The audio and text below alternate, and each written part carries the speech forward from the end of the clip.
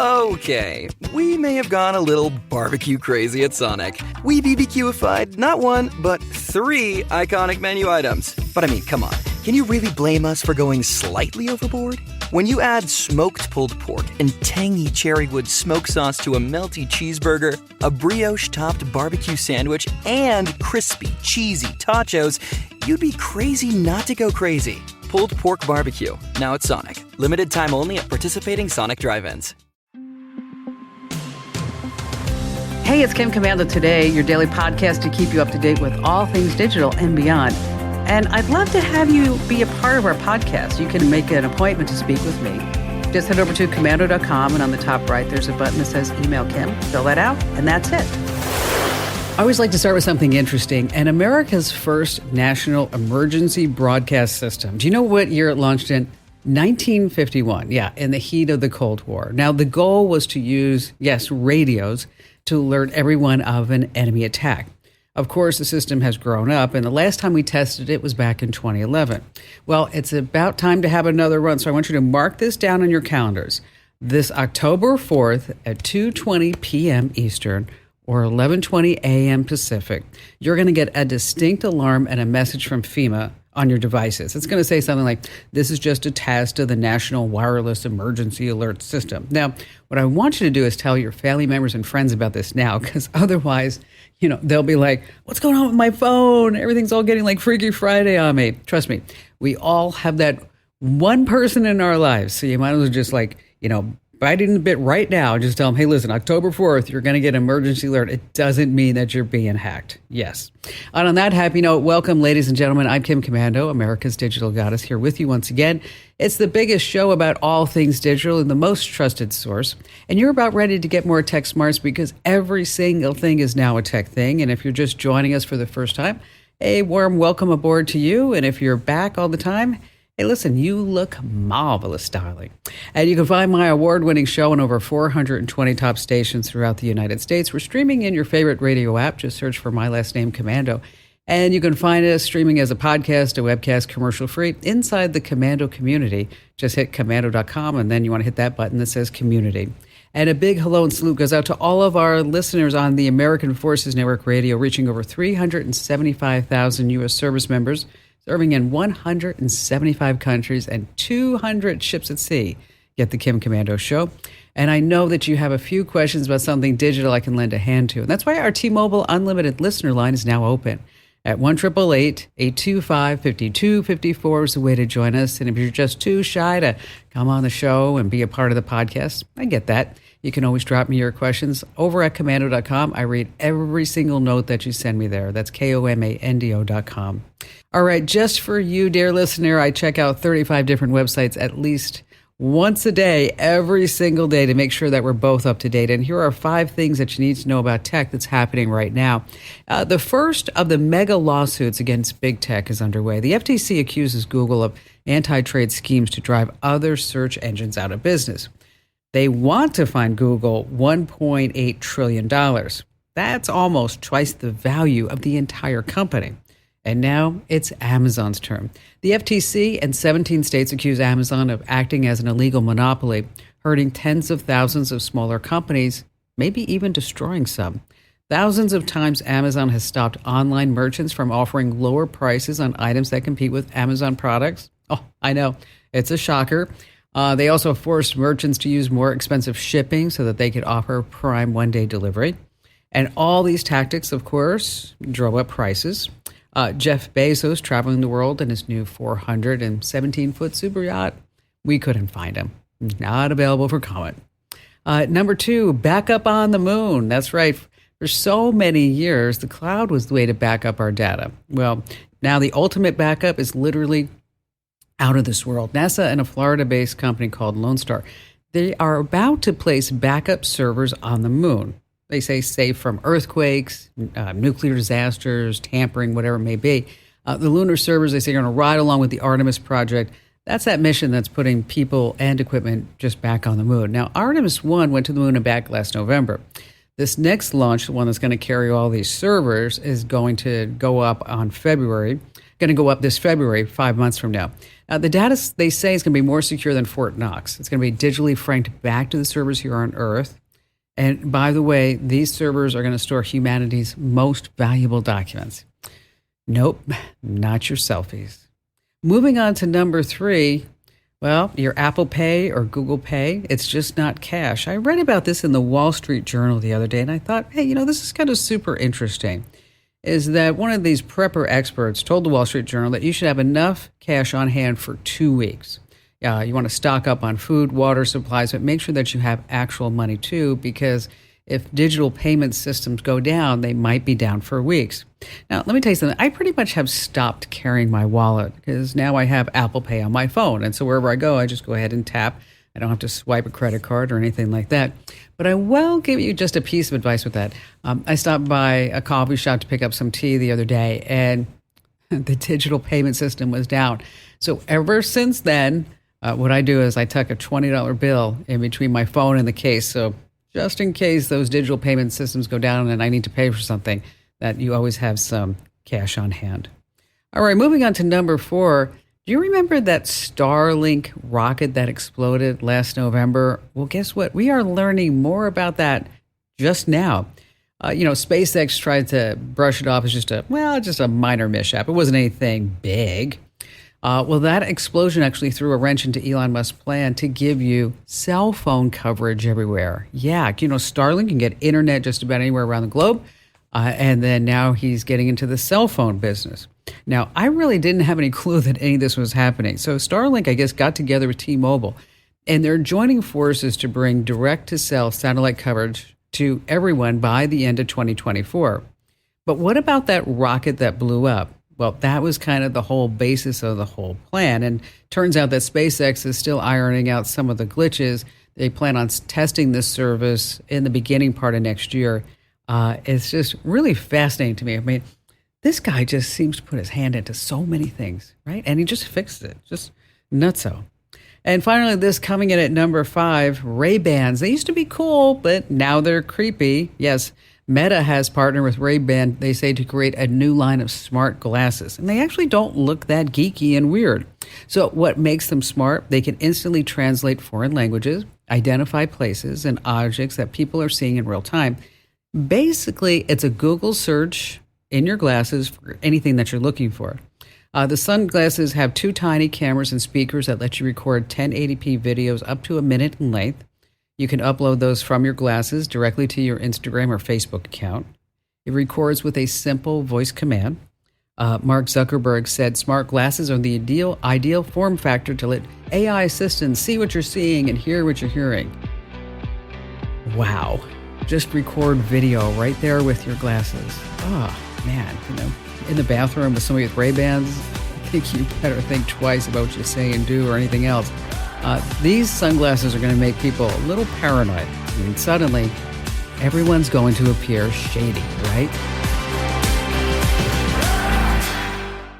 If you only have a 401k, you're not getting the most for retirement. Wait, what? Add a Robinhood IRA on top, then they'll boost it by 3%. You can do that? And if you transfer in any retirement account, you get 3% on top of that. Is there a limit to the match? No limit. Robinhood Gold gets you the biggest contribution match of any IRA on the market. Sign up for Robinhood Gold at Robinhood.com/boost by April 30th. Subscription fees apply. Investing involves risk. 3% match requires gold for 1 year from first match. Must keep IRA for 5 years. Match on transfers subject to additional terms and conditions. Robinhood Financial LLC, member SIPC. Now, you may have heard about Clearview AI, this Clearview technology. And if you haven't, just prepare to be shocked and astounded. New York Times tech reporter Kashmir, she actually broke the story about Clearview AI in 2020. It's an AI app that can tell you who anyone is just by having a quick photo, just by looking at a quick photo. How good is it? Okay, Clearview says that it's 99% accurate. And oh my gosh, get this. And they also say that they have scraped over 30 billion faces. Now, Kashmir has just released her book, Your Face Belongs to Us, about the app. And she says that it just might end privacy as we know it, which we all know. We don't have a lot of privacy now. What's really left is going to be just gone forever. So, Kashmir, thanks for being here. And let's just start at the beginning. Explain to everybody who's listening, everybody who's watching, what exactly is this Clearview AI? Yeah, so Clearview AI is this small New York tech startup. The main technical guy is named Juan Tat. He grew up in Australia, was obsessed with technology, and moved to the United States and wanted to build something that could be used to judge strangers. He, with the help of contractors around the world, scraped billions of photos from the internet, from social media sites like Facebook, Instagram, LinkedIn, Venmo. And he has run this app on me. And, he will take a photo of me and it will pull up all the places on the internet where my face appears. And so the last time he did it, I think it had something like 167 results. And it's very astounding the kind of photos it can pick up. It's not just, my Instagram profile. It is me, walking in the background of someone else's photo taken on the street. And so, what is the purpose of collecting all these faces, these 30 billion images? So originally, Clearview AI just wanted to build this face recognition app, and they didn't exactly know how it would get used. They thought maybe they could sell it to hotels or, airports or real estate companies. But eventually, they were trying to sell it to a condo building, to vet people who walk through the door. And the person they were talking to used to work at the NYPD. And he said, my fellow officers would love this tool. You have to show it to them.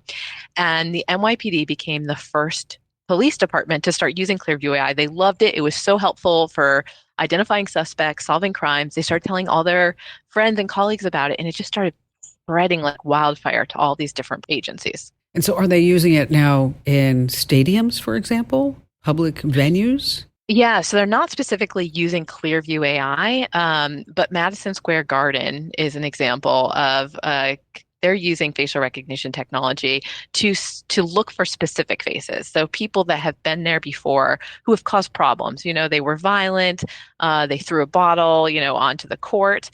But in the last year, the owner of Madison Square Garden, James Dolan, kind of a famously let's say, irascible billionaire, thought, well, I can use this technology against my enemies. I Oh, can keep out lawyers who work at law firms that have sued me.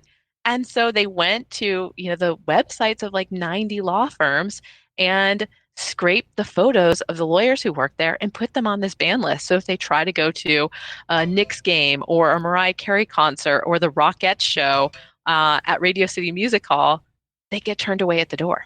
Oh my gosh.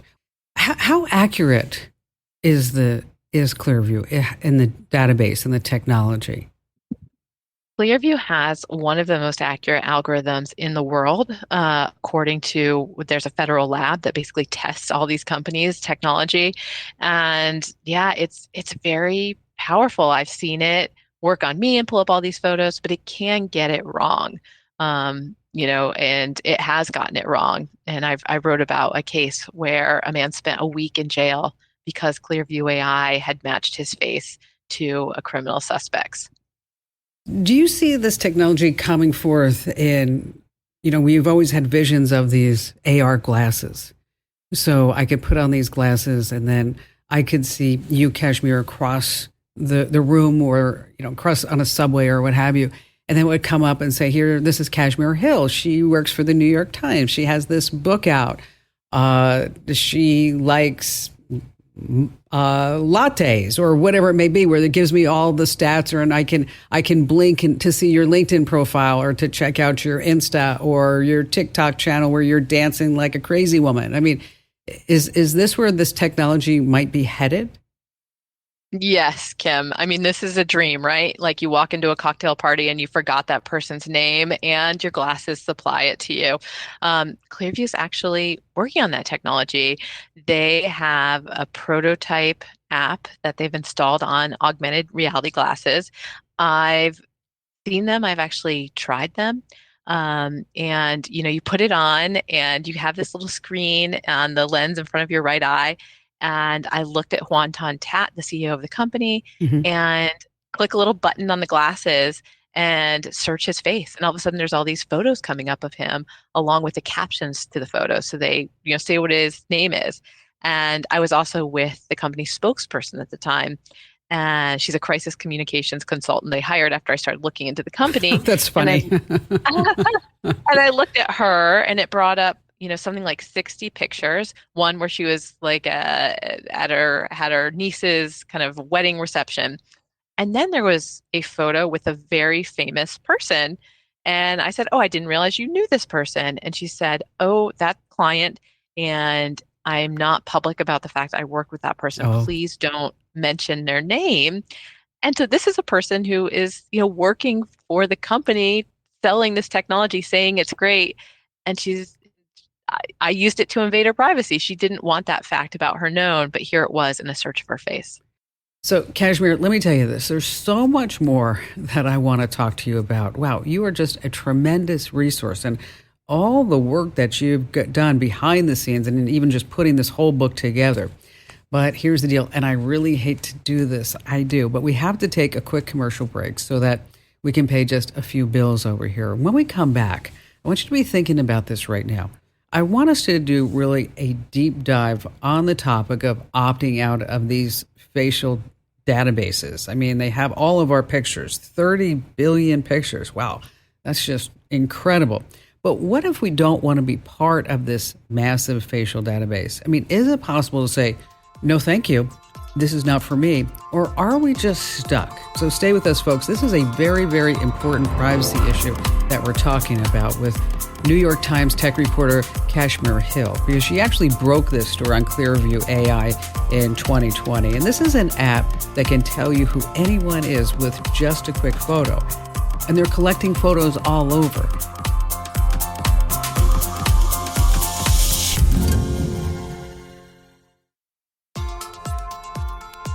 We have been having this tremendous conversation with New York Times tech reporter Kashmir Hill. She actually broke the story about Clearview AI a couple of years ago. And if you don't know what Clearview is, it's this app that can tell you who anyone is with just a quick photo. And she just released her book, Your Face Belongs to Us. So, Kashmir, thank you for staying with us. I want to get into the nitty-gritty of opting out. I mean, can we give a big no thank you to being part of this vast facial database? Can we sidestep this, or are our faces already in the mix and there's nothing we can do? So for Clearview AI's database, you can if you live in certain places in the world. If you're a European, you can get yourself taken out of Clearview AI's database. And here in the United States, if you're so lucky to live in California, Connecticut, Colorado, or Virginia, you can ask for access to your Clearview report and ask that you be deleted from their database thanks to the privacy laws in those states. For the rest of us, we are out of luck. Wow. So if we don't live in those states, is there any way for us to at least see what they have on us? No, there's no law giving us that ability. Yeah, I don't know if you want to get into it, but there is another public face search engine Yeah, please where do. you can. Okay. So Clearview AI won't give you that ability, but there is actually this other public face search engine, kind of like Clearview AI, but anyone can use it. And it has a smaller database, but it's also scraped photos from around the web, and you can upload someone's face and find these photos. I have a subscription. It's about $30. And yeah, I mean, you can go there right now if you want to. It's called pimeyes.com and search for your face. And they do have an opt-out, and they will let you request that some of the results that appear for you be deleted. But yeah, it's really like the face recognizing cat is scratching its way out of this bag. I was just thinking that because, where there are two, there are probably 50 other companies that are working on this similar technology for other purposes and where they're getting VC funding. What does this mean for our privacy? And keep in mind that, the P in Facebook, it means privacy. The P in Google means privacy. We don't really have any personal privacy anymore.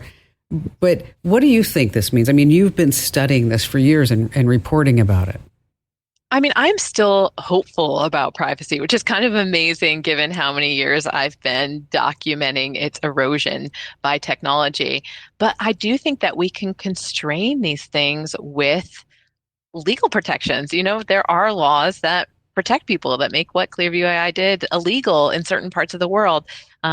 So one, we would need more laws.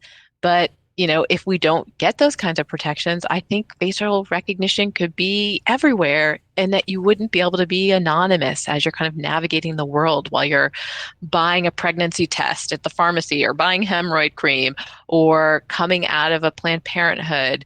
So many places that we kind of rely on the strangers around us not knowing who we are.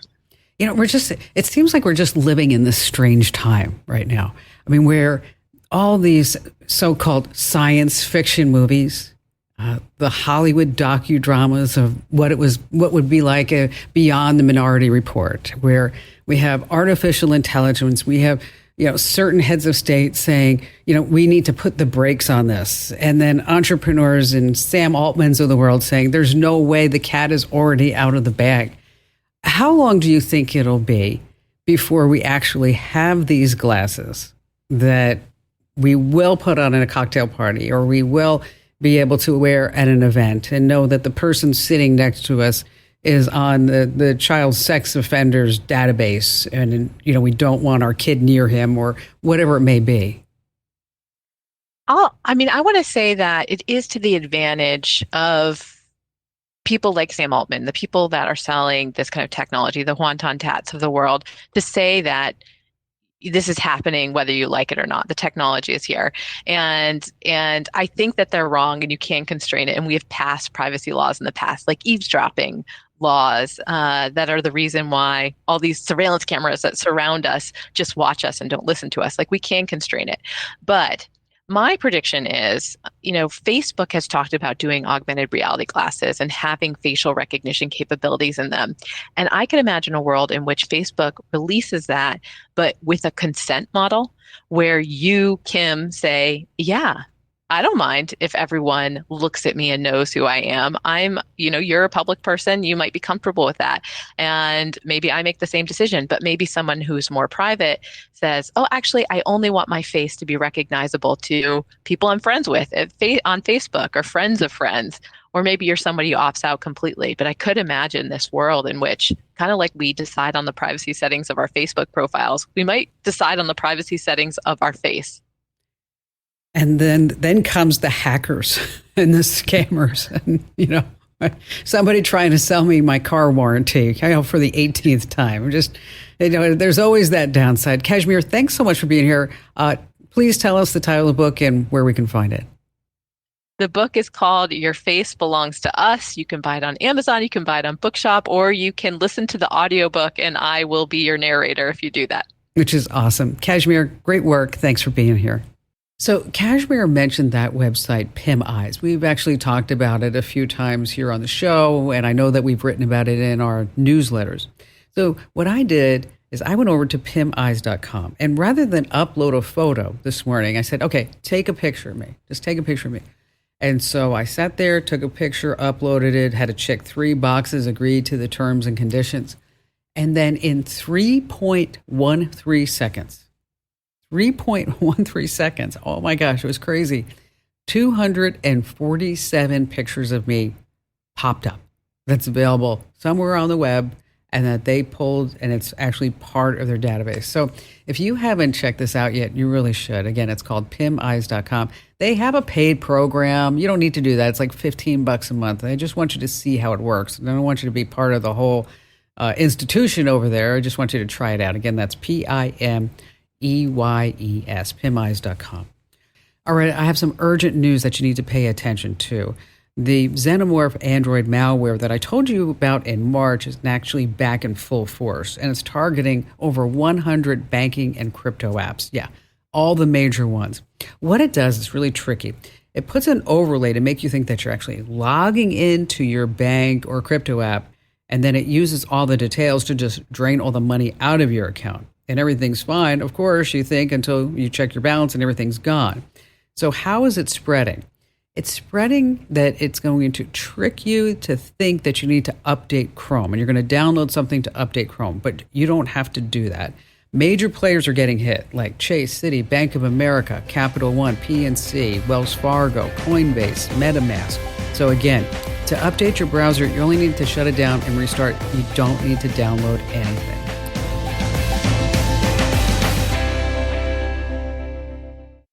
At Planet Fitness, Leap Day means an extra day of energy. And who doesn't love energy? To celebrate, now through February 29th, you can join for 29 cents down, $10 a month, and pay nothing until March 17th. Even better, you'll get free fitness training and equipment for every workout, with most clubs open 24 hours. So take advantage of your extra day and get energized at Planet Fitness. Join for 29 cents down, $10 a month, cancel anytime, and pay nothing until March 17th. Deal ends February 29th. See Home Club for details. Oscar in Austin, Texas. Hi there, Oscar. I'm calling on behalf of my daughter, and for the last 2 years, there's an individual that we happen to know who it is that has been impersonating my daughter, mostly using texts, and she's reached out to numerous individuals, mostly friends, and there's different occurrences that have happened, but basically he will make up things. He'll have conversations, sometimes lengthy ones, sometimes daily ones. He's gone to the extent of actually, I would have to say, almost ruining her life. It's awful. And it is. And there's been at least 2 or 3 major incidents with that. So not only has she lost friends, or not only has friends started to look at her differently, but more important than that is that it's really impacting her mentally, because she just feels like she can't do anything without, this person really getting this information from her. And we do think that this individual, we're pretty sure that this individual happens to have my daughter's old MacBook. We're just puzzled as to how he's able to intercept texts and read texts. And even what we think he may even be monitoring her location through Find Me. And you know what? If he has access to an older MacBook, and he has access to her, at that point he'll probably have access to her iCloud account. Yes. That would give him access to just about everything: her messages, her Find My, her mail, her contacts, her calendars, her reminders. I mean, think about everything on your iCloud account. That's exactly what we're afraid of, and we do feel that has happened. He has gone to the length of, sending her friends information saying that she's pregnant when she's not pregnant. Just a weirdo wacko.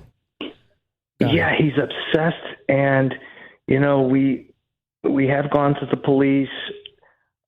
She just had a recent occurrence that has impacted her, and it's all been because of this cyber threat that she's facing.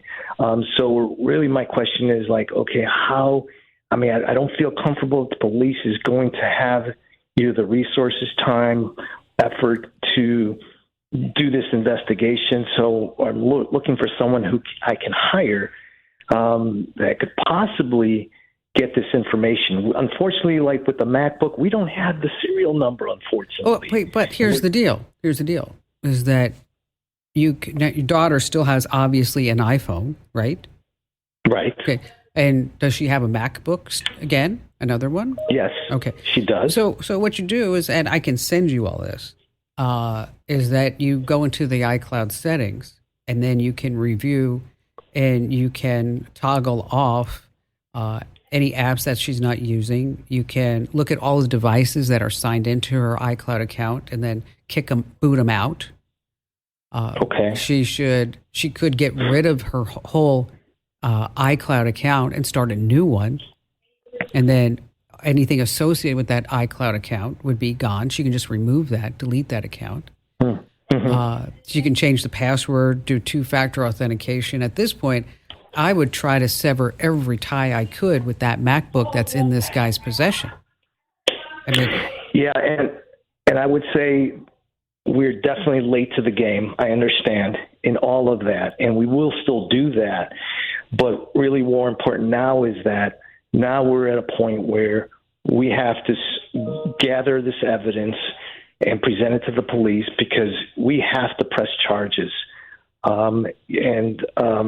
It's gotten that important. We had an incident where this was earlier this year, where via text thing that he was doing. He panicked my daughter's friend to the point where he made my daughter's friend feel like my daughter had just tried to commit suicide. And he texted saying, "I'm bleeding out." It was 2 a.m, Kim. We had police at our door. They ran through, make sure, and all because of the texting that he did. And they wouldn't believe us that it wasn't us.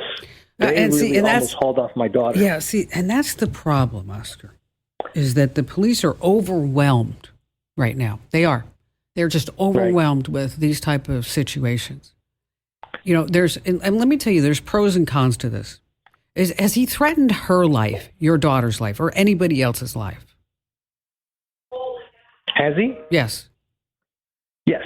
Okay. He has. All right. Then we need to press charges. I'm just telling you that. Right. Because now we need to make sure that we preserve evidence. So, and we need to make sure we have documentation of everything along the way. Because if once you sever that iCloud, and then everything's just hasta la vista, baby. Now, we do have, I do have a friend of the show who can help you. I don't know how much he charges, but when we put you on hold, we're gonna tell you who it is, because I don't want to give him just a free commercial, type of thing on a national radio show. And he does charge, but I will tell you that he is. If I were in a situation, I would call him. I would call him. Oh, yeah. Okay. I mean, I'm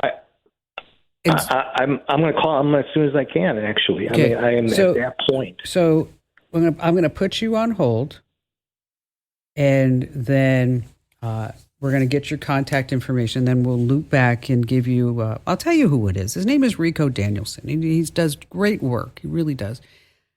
He was with the military, getting cell phone numbers of the Taliban, and then now he runs a cybersecurity company, and he's helped several of our listeners here of the show and viewers of the show on figuring out who a stalker actually is. Does he take every case? Nope. Can't. Just can't do it. There's not enough time in the day. But like I said, if I were in a predicament like this, I would definitely just reach out to Rico. So, Oscar, hang on the line. Make sure that we have all your contact information, and then we'll be sure to loop back with you, as I mentioned, and get you the information that you need to contact Rico. And do keep us posted, by the way. I always want to hear how these things end up. And if I can lend a hand again, Oscar, just give me a call. I just got to say it. If you ever break up with somebody, you just have to be smarter about this. You have to change your passwords, update your security questions, unlink any shared accounts, update sharing settings, do a whole social media cleanup, review all your cell phone plans and subscription services, get rid of any shared digital wallets. And if you have home devices like Google Home, Echo, smart thermostats, routers, you want to make sure that you reset all of those back to factory defaults too. Okay, Gen Zers, they speak a whole new language. Okay, lit, it's not lighting a candle, it's mean having a good time. The party was so lit. Trill, it's a mixture between true and real. So if you're an awesome friend, you're trill. Stan, that means that you're a true fan. If you're on fleek, you're looking sharp, stylish, on point. And then there's slay. That means that you're just killing it. Like, you aced that video, slay all day. Drip has nothing to do with a faucet. It means you're stylish and you're on trend. So let's use them all in a single sentence. You don't have to be my stan to slay everything digital. Over 600,000 people agree that my free newsletters are on fleek and they're lit. And you can sign up over at getkim.com. That's getkim.com. This program is a copyrighted production of Westar Multimedia Entertainment and protected by the copyright laws. Any rebroadcast or use of this program for commercial, business, economic, or financial purposes without the written permission of Westar Multimedia Entertainment is strictly prohibited. Tax day is coming. Oh, no. But if you sign up for Robinhood Gold's IRA with a 3% match, you can get up to $195 for the 2023 tax year. Oh, yeah. Sign up at Robinhood.com/boost by tax day to get the biggest contribution match on the market. Subscription fees apply. Investing involves risk. 3% match requires gold for 1 year from first match. Must keep IRA for 5 years. Robinhood Financial, LLC, member SIPC.